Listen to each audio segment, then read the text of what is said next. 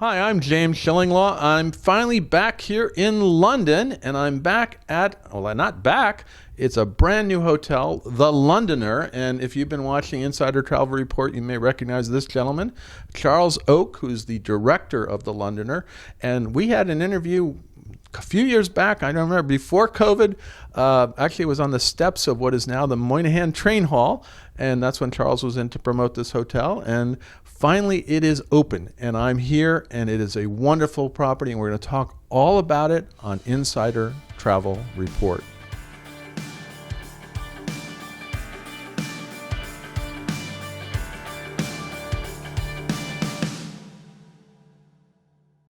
Well, first of all, Charles, it's great to be here. Great to see you finally in your place, right? It's great to see you, James. It really is lovely to finally have you in the building. That's great. You know, and my room is lovely. I just arrived, and we're actually up here in a suite overlooking, and I look out there. I'm looking over Leicester Square. We're going to talk about the location thing, but let's talk first about the whole process of opening. I know you went through several different openings and finally opened in September of this year, I believe, right?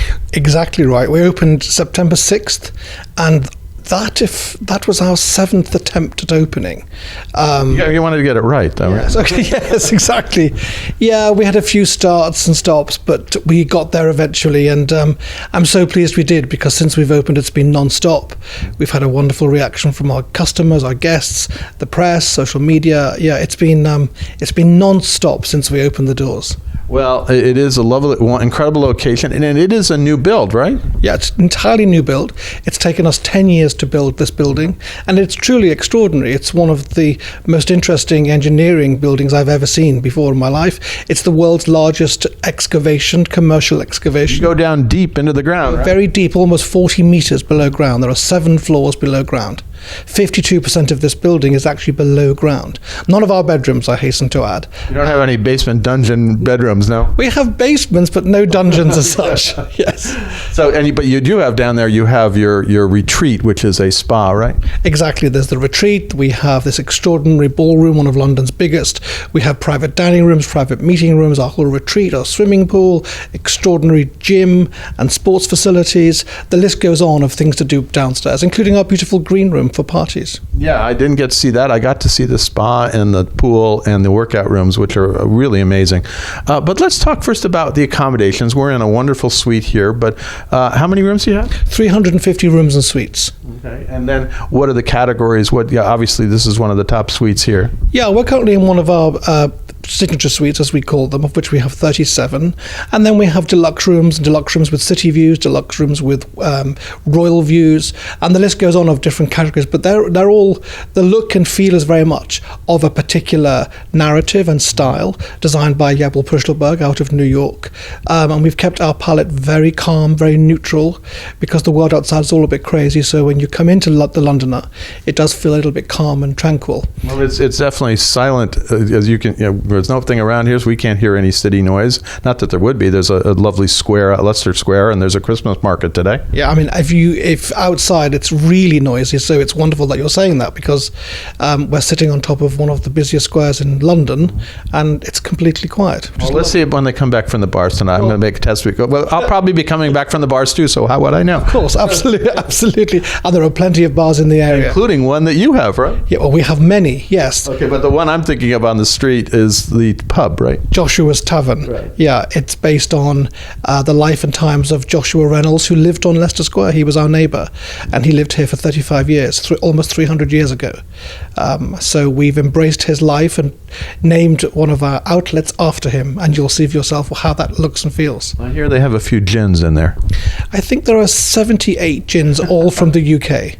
That's wonderful. Gin's having such a resurgence at the moment, and we've embraced that. So we've combined gins, amazing selection of gins, with fantastic London beers and ales. No, that's amazing. Well, we're on the subject of drinks and food. Tell us a little about some of the other outlets. I know your signature restaurant is Whitcomb's, where I'm dining tonight.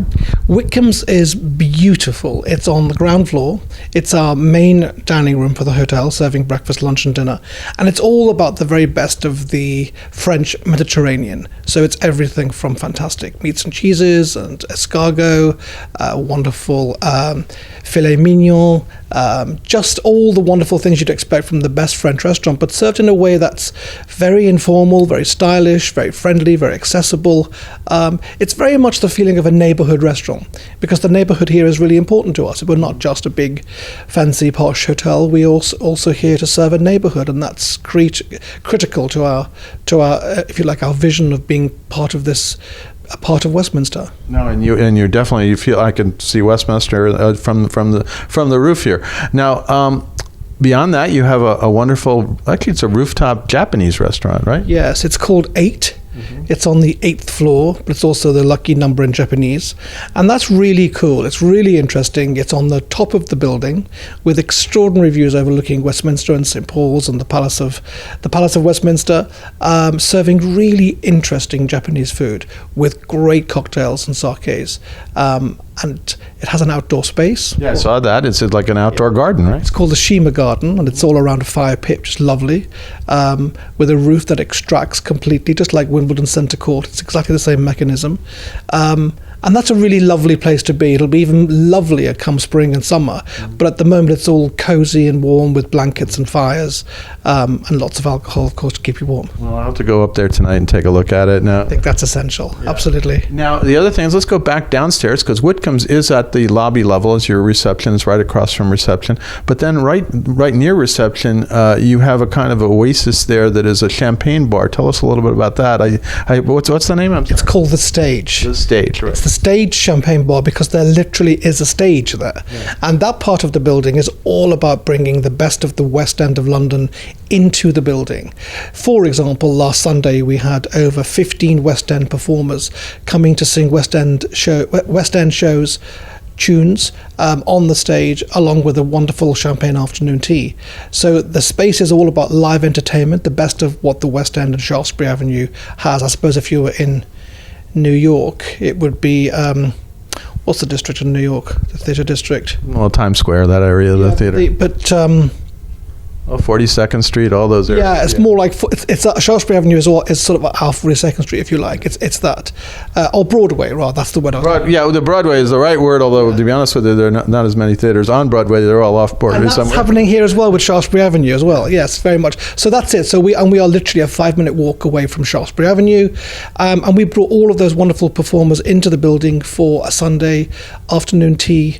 And last Sunday, we celebrated the life and times of Stephen Sondheim, who sadly died last week. I know. We had a lot of homages to his life and a wonderful career and all the music that I'm sure that there were Stephen Sondheim here as well.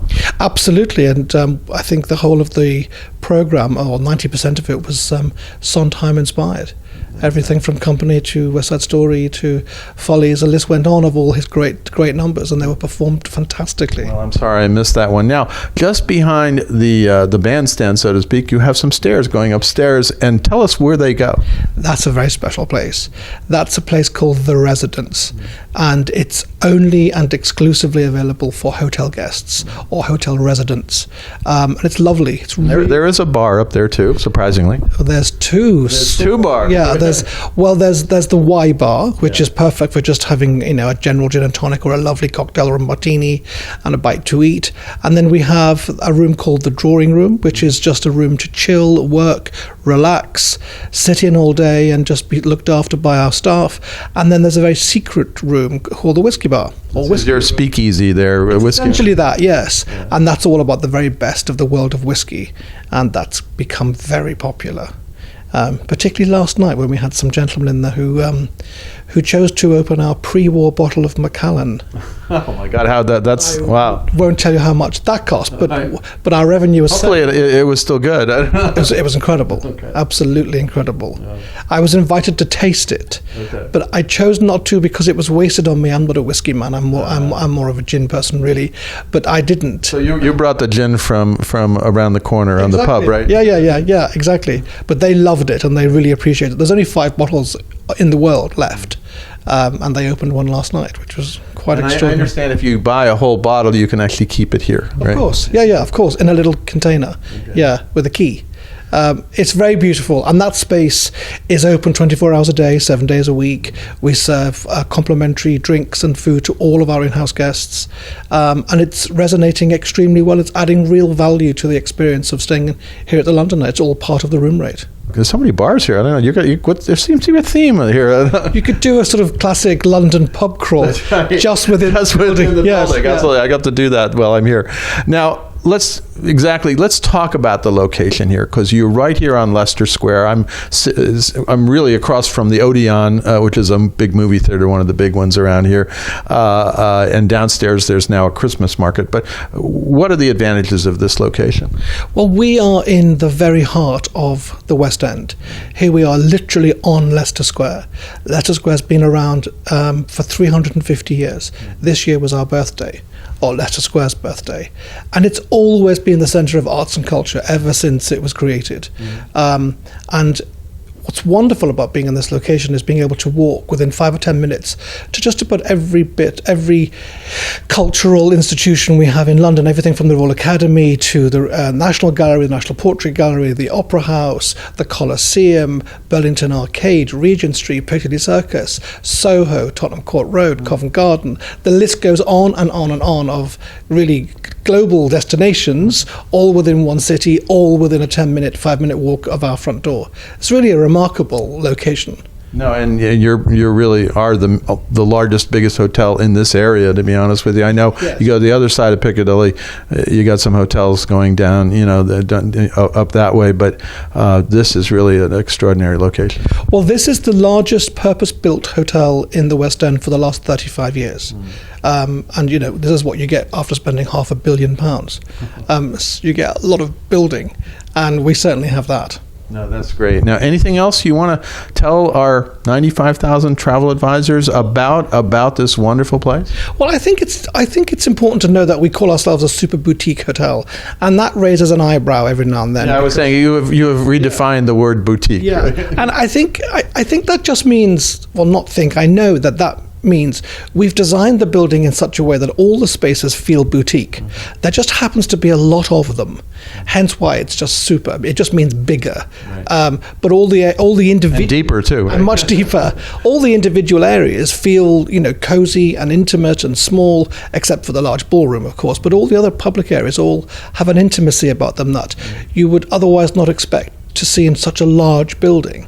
Hence why we've kept the term super boutique. Right. Now, I guess my final question is, what's going on in London today? I mean, we got this new variant, and people are hopefully not going to go into lockdown or something like that. But I get a sense that, London is like New York. London is coming back really, really nicely. London is coming back fantastically, and of course, London is London. And by that I mean it's the sexiest place in the world. It's the place in the world where you can get the best possible food in the world. It's the city that everybody in the world wants to be at. Of course, I would say that, wouldn't I? But that's you're just a little biased. That's all. Exactly right. But London's London. It's full of life and energy and passion, arts, culture, diversity. I mean, I don't know if there's a more exciting city on the planet than London. And I would agree with that. And it's great to be back here after more than 2 years. It's great to have you with us. It really is. And great to hear American accents back in the city. It's fantastic. You're going to hear a few more, I think. In fact, the flight I came over was chock-a-block Phil. It's a genuine pleasure to have you with us, James. Thank you. I'm James Shillinglaw, and this is Insider Travel Report.